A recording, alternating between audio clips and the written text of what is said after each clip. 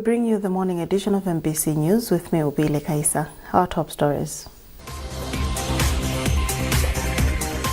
Second Vice President Enoch Chihana calls for modern architectural work in the construction of Momba University. The Traditional Healers Research and Counseling Association warns herbalists across the country against misleading people that they have found the cure for HIV/AIDS. And the Family Planning Association of Malawi facing serious financial crisis following the withdrawal of United States government funding through USAID.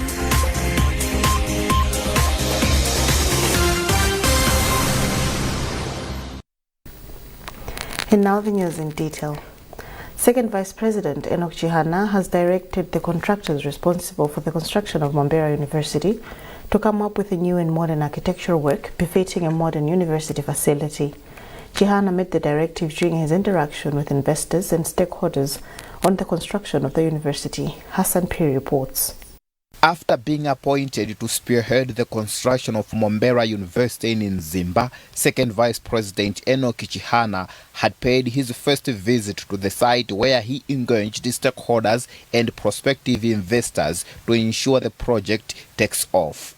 The Second Vice President toured the construction site where, among others, appreciated the construction of the perimeter fence and the site where the contractor will construct hostels and other facilities. In his address, the Second Vice President Enoch Chihana has directed that a new architectural design be made and completed before the coming January ends so that the actual construction begins immediately thereafter. This is a huge project and we feel that we need a new layout plan because the first project was a design and build, which we think that it might not be a very good university.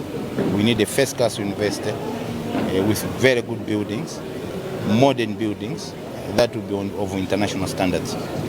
Minister of Education Brighton Msaka, who accompanied the Second Vice President, said the Momba University project will be implemented and completed before 2030 and his ministry will be monitoring the project with keen interest. He said it's heartwarming to see private investors coming in to support government in the project. Inkosi Mbera 5 held the commitment which President Professor Arthur Peter Mutharika has shown on the project by appointing the Second Vice President as the champion of the Momba University project. According to the presentation made, the project will be constructed using the government resources and other chunk of money will come from investors on public-private partnership agreement. Momba University is a facility with a niche in animal science and vet medicine, where among other things we have schools of basic science, animal science and mining. Hassan Piri, MBC News, Nzimba. Blantyre City Mayor Councillor Isaac Jomo Osman has unveiled his development vision anchored on devising smart ways of attracting investors, setting up infrastructure development across townships. Details in this report by Chisomo Break. Unveiling the vision before members from the business community and the corporate sector at an event dubbed Know Your Mayor, Osman said he wants Blantyre to be the cleanest city in the country, safe and secure for operating business 24/7. Osman said in the near future, Kabaza operators will not be permitted on the main city's roads. Additionally, the mayor foresees improved road network and street lights across the city through the vision. However, for the vision to come to fruition, the mayor is calling for support from the city residents and business community to join him. True, we need the residents to come and support Jomo in financially, in everything. They need to come in and support. Why I'm saying that? You know, the government is passing a lot. The president of the country will not go around and buying the street rights when we don't have medicine in the hospitals. The president will not come and give us, buy us a street right when there's no food in this country. So it's for us to find the ways how we can help our government to develop little things that we can. That's why we come up with this idea of bringing people back to us and work together with us. In his remarks, Minister of Local Government and Rural Development Ben Piri said the vision is in line with the government decentralization agenda, and he pledged total support. We will, as a ministry, provide all necessary support that is and falls within our mandate. You're very aware that His Excellency the President has devolved resources from central government to the councils, and Blantyre City is one of those. So resources have come. They've got about 8 councils, which means 40 billion annually will be coming to the council, and I'm sure that pace will be a very good resource to achieving both the vision of the President as well as the vision of the Mayor. First Lady, Madam Professor Gertrude Mutarika, through the Minister of Agriculture, Rosa Fachimbirisi, supported the vision with 5 million kwacha. The vision's platinum sponsor, NBS Bank, pledged 35 million kwacha, and some individuals and companies also made monetary pledges. Chisomo Break, MBC News, Blantyre. The Minister of State, Alfred Gangata, has launched Kabaza Day to remember motorcycle taxi riders who lost their lives or sustained injuries in road accidents. The day also offers an opportunity for Kabaza operators to come together and discuss issues affecting their work. Details in this report by Mike Kalumbi. Speaking during the launch, Gangata described the day as important, saying it will help Kabaza riders engage in meaningful discussions about their profession while also commemorating those who lost their lives in road accidents. It's an important day because each and every organization always has a special day like this one. You know, others, we have Mother's Day, Christmas. Yeah, so it's an important day for them. Yeah. Director of Road Traffic and Safety Services, Christopher Kwera, said Kabaza operators play a key role in the country by providing employment to many young people and offering a fast and reliable means of transport. He emphasized that riders must strictly follow road traffic regulations to reduce accidents. Okay. The other message I would like to put across is that we want Kabaza to be there. Kabaza is assisting a lot. Those that are riding the motorbikes are like employed. Kabaza is employing over maybe 500,000 people in this country. So it means that 500 families are being assisted because of Kabaza. Okay? On top of that, when they are playing their trade, at least whenever somebody wants to get a bike, they can easily get it to take them from point A to point B without much problems. That flexibility is there. Makokasa President Moses Michael Mwalabu said the association decided to launch Kabaza Day to remember fellow riders who died in accidents and to educate one another on measures that can help prevent road accidents. It's very important, and this day will help us to disseminate messages easily. And you know that today we have come here with our Honorable Minister. And why are we managed to take the Honorable Minister? Because we wanted this commemoration to be launched with the high-profile figure. And during the time we were visiting the patients, we have seen that a lot of them, they have injured, and some of them have been disabled, and they will no longer be able to ride the motorcycle again. So this one, I mean, for this day, we are very happy because a lot of people will be able to listen to the message, and the government itself is going to is going to act upon whatever they have seen today. As part of the commemoration, the association organized several activities, including a peaceful march and a visit to Kamuzu Central Hospital, where they donated various food items to victims of motorcycle accidents. Mike Kalumbi, MBC News, Lilongwe. The Traditional Healers Research and Counseling Association has warned herbalists across the country against misleading people that they have found the cure for HIV/AIDS in the country. Executive Director for the association, Collins Kaonga, was reacting to an article circulating on social media claiming that a cure for HIV/AIDS has been found. Alex Mongose has filed this report read in our studios by Musa Secheo. Responding to MBC on the alleged social media claims that there is a herb which cures HIV and AIDS, Executive Director for Traditional Healers Research and Counseling Association, Collins Kaonga, said there is no scientifically proven cure for HIV and AIDS.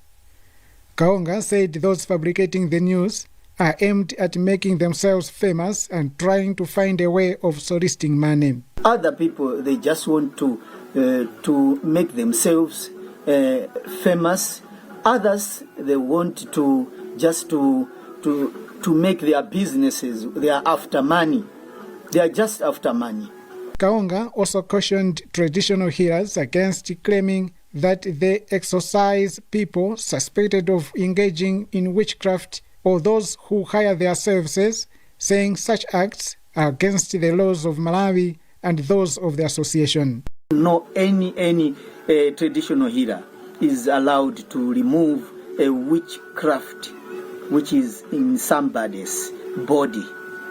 Nobody is allowed to do that, because doing that is breaking the laws of Malawi and again the laws of Traditional Healers Research and Counseling Association. Traditional Healers Research and Counseling Association is a grouping of all herbalists across the country recognized by Malawi government. Board chairperson of the Saulos Klaus Chilima Foundation, Mary Chilima, has called on people in the country to take care of trees to support restoration of vegetative cover. She made the call at Nanjati Primary School in Lilongwe during a tree planting exercise organized by the foundation. Chilima said people should develop a habit of looking after trees after planting them as a way of sustaining the environment. Maintumodzi reports. Studies have shown that over the past 25 years, Malawi has lost nearly 240 kilohectares of forest, an area equivalent to 1 million football fields. The impact of this huge loss is already being felt through destructive rains, floods and droughts year in, year out. In order to reverse the status quo, there have been calls from various sectors not only to plant trees, but also take good care of them to ensure they survive. Over the weekend, the Saulos Klaus Chilima Foundation planted 800 trees at Nanjati Primary School in Lilongwe as part of efforts to support government in restoring vegetative cover. The foundation's chairperson, Mary Chilima, called on people in the country to take action by planting trees. The key message is the same. We are all feeling the effects of climate change, and trees are an easy solution that we can all take part in. So let's take our part and do what we can, because we all see the effects of the floods. We all suffer when the storms hit and people are dying. So trees are one easy solution to make sure that these challenges are addressed. The foundation collaborated with Systemwork Breed Logistics Company in the tree planting exercise. Wamaka Newa, Environmental Health and Safety Specialist for the company, expressed the need for all sectors to support Malawi in restoring vegetative cover. Our aim is to align ourselves with the Vision 2063, which Malawi enrolled in 2021. One of the enablers of that vision was environmental sustainability. So we looked at that plan and thought, how can we help out? And we found out that we can help out in the environmental aspect. So what we did, we established an afforestation program where we plant trees, we grow trees ourselves, and we also work with partners who also grow trees. Our aim is to plant about 100,000 trees by the end of the year 2030. Learners at Nanjati Primary School and members of the surrounding communities joined the exercise, which saw over 800 trees planted. Maintumodzi, MBC News, Lilongwe. You're watching MBC News. A reminder of our top stories. Second Vice President Nkhani calls for modern architectural work in the construction of Momba University. The Traditional Healers Research and Counseling Association warns herbalists across the country against misleading people that they have found the cure for HIV/AIDS. And the Family Planning Association of Malawi facing serious financial crisis following the withdrawal of United States government funding through USAID.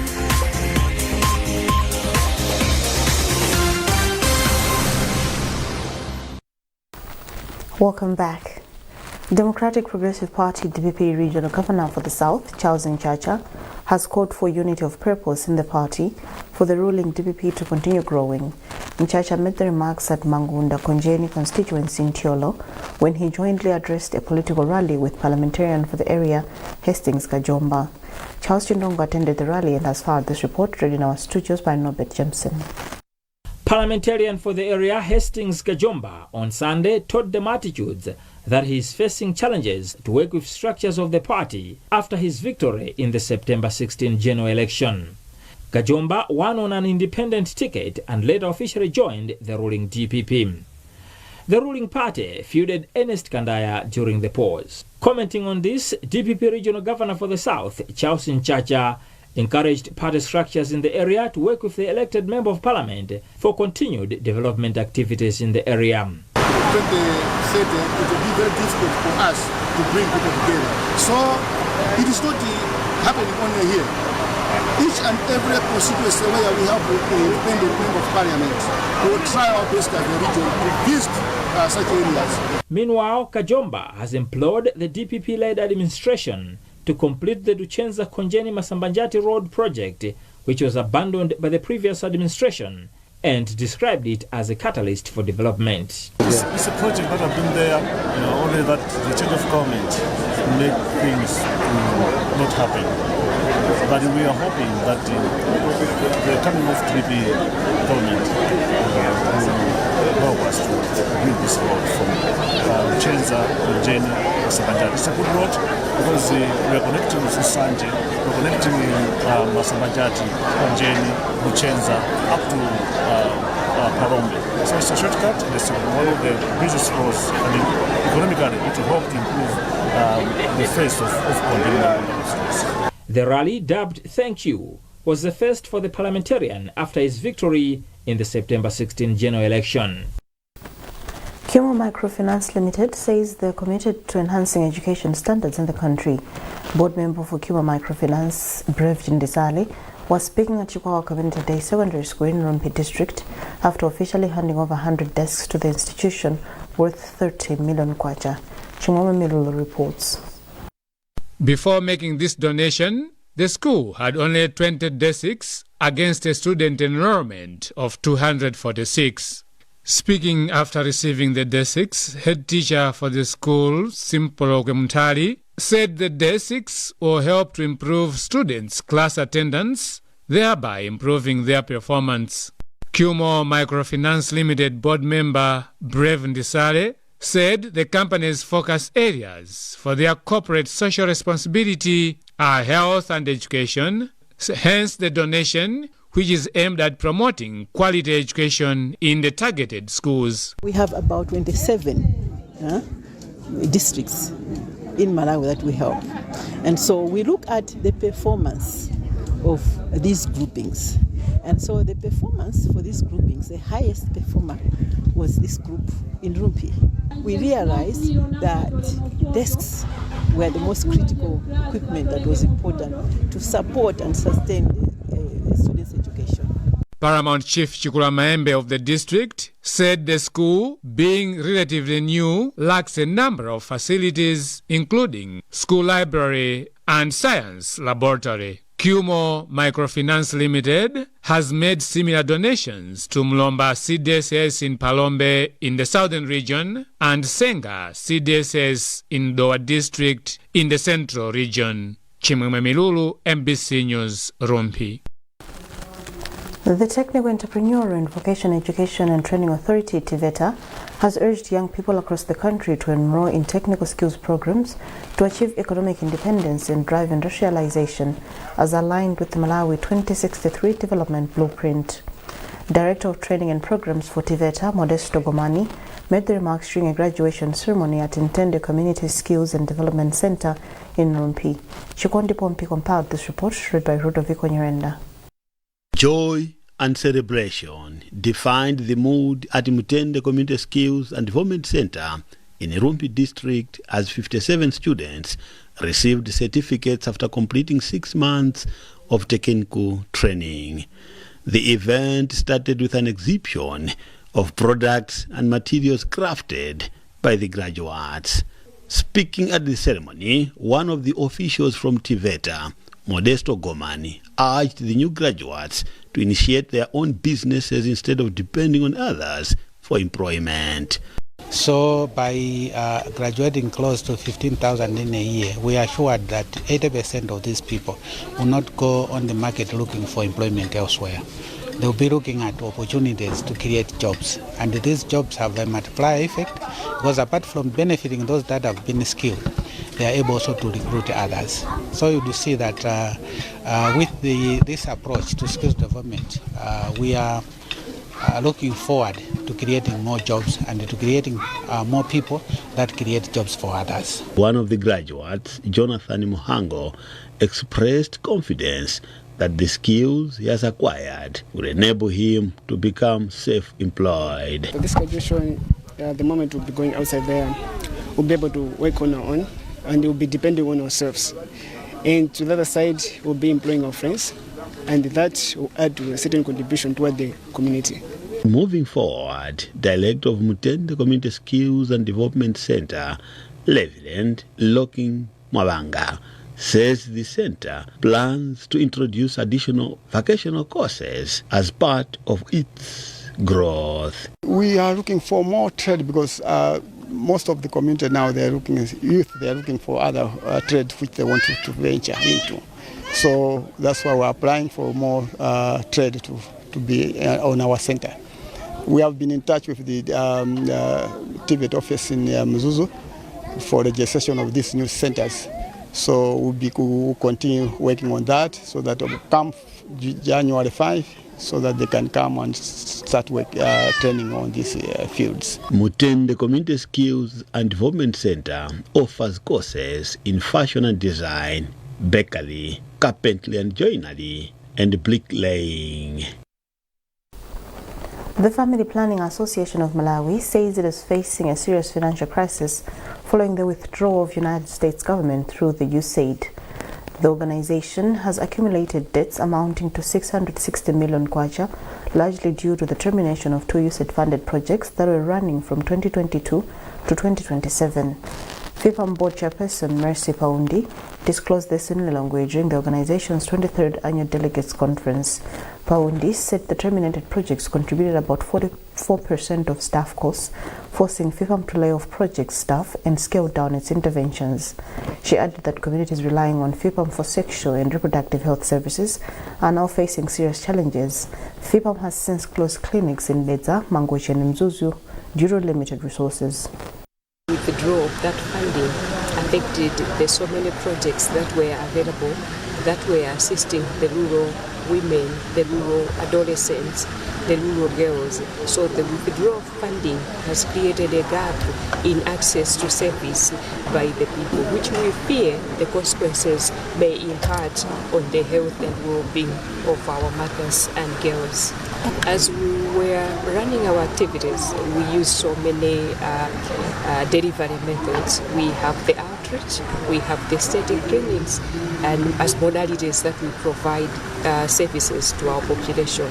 And so because the clinics are not able to meet the demands so as to pay for their services and the needs of the staff, that has resulted into problems. But now to sustain the well-being of the staff that are already in existence, and then management and the board had agreed to give some resources to the service providers in the various clinics, and that has contributed to the debt that has been mentioned. Well, that item concludes this edition of MPC News. A reminder of our top stories before we leave. Second Vice President Enoch Chihana calls for modern architectural work in the construction of Momba University. The Traditional Healers Research and Counseling Association warns herbalists across the country against misleading people that they have found the cure for HIV/AIDS. And the Family Planning Association of Malawi facing serious financial crisis following the withdrawal of United States government funding through USAID.